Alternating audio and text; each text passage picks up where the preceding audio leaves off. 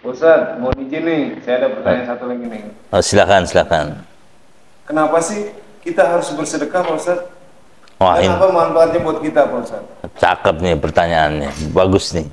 Bahwa selain itu perintah Allah Subhanahu wa Ta'ala, sedekah itu termasuk pembuktian kita, pembuktian benarnya iman kita, pembuktian kuatnya keyakinan kita kepada Allah Subhanahu wa Ta'ala. Ini ditegaskan oleh Nabi di dalam hadis surat Muslim, as-salatu nur wa sadaqatu burhan. Salat itu cahaya dan sedekah itu adalah bukti nyata.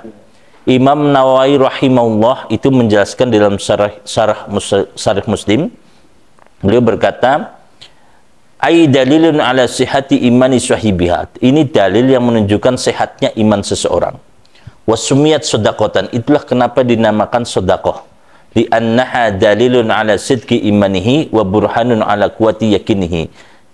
Karena sedekah itu menunjukkan benarnya iman seseorang dan bukti atas kuatnya keyakinan kita, kuatnya keyakinan kita kepada Allah Subhanahu wa Ta'ala.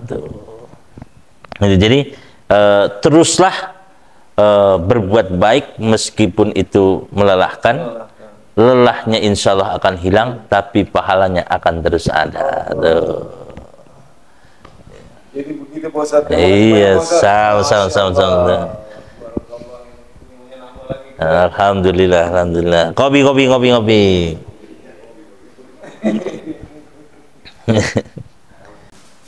Teman-teman, dikit lagi kita mau ngadain santunan yatim al-ikhwan kita nih.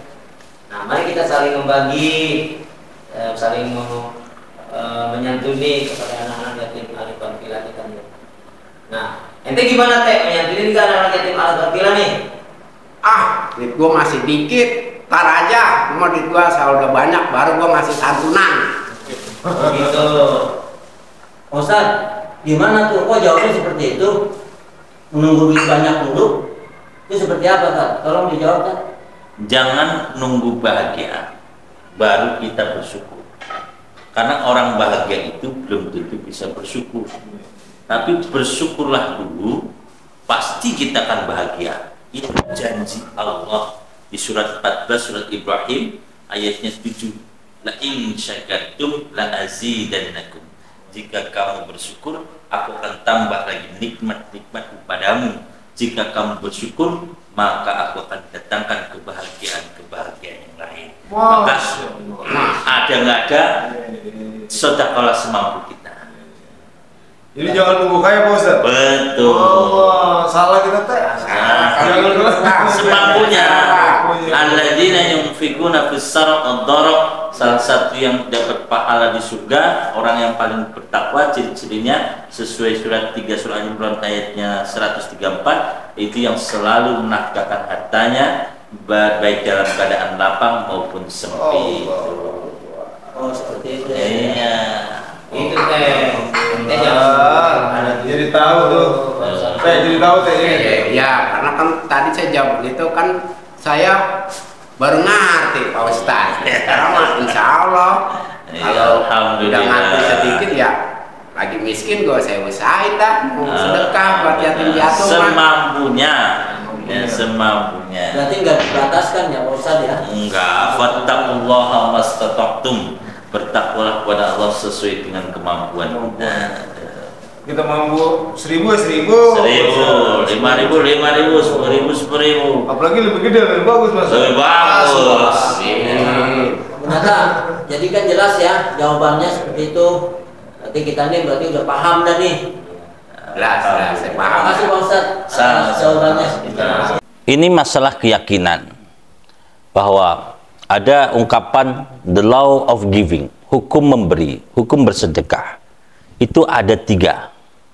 Yang pertama, apa yang kita tanam, itulah yang kita tuai. Kalau kita menanam kebaikan, pasti kita akan menuai kebaikan pula.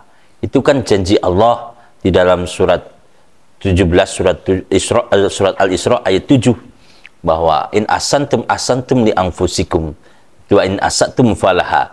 Jika kamu berbuat kebaikan, maka kebaikannya adalah untuk dirimu sendiri, dan jika kamu berbuat keburukan, maka keburukannya adalah untuk dirimu sendiri.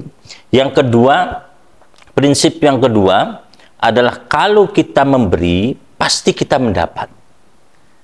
Kalau kita memberi, pasti kita menerima. Memang terkadang kita, kalau kita memberi, pasti kita mendapat. Cuman terkadang muncul pandangan-pandangan yang sempit dari kita, bahwa seolah-olah kalau kita memberi itu justru berkurang.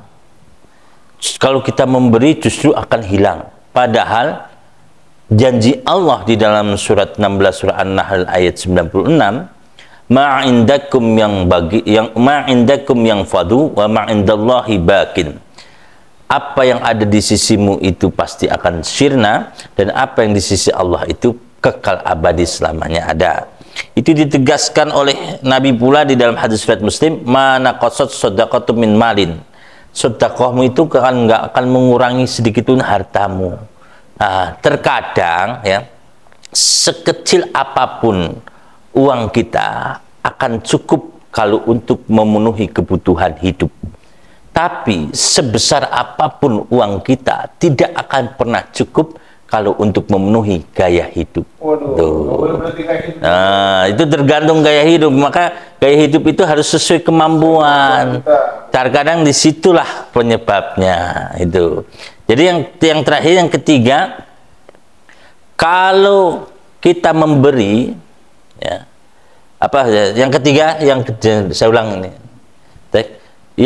Yang ketiga, hukum yang ketiga, kalau memberi dulu baru kita menerima. Itu memberi dulu baru kita menerima, memberi dulu baru kita mendapat. Jadi ada ungkapan take and give, mendapat baru memberi. Itu nggak sejalan dengan ajaran Islam. Justru ajaran Islam diajarkannya adalah give and receive, memberi dulu baru kita nerima, ya.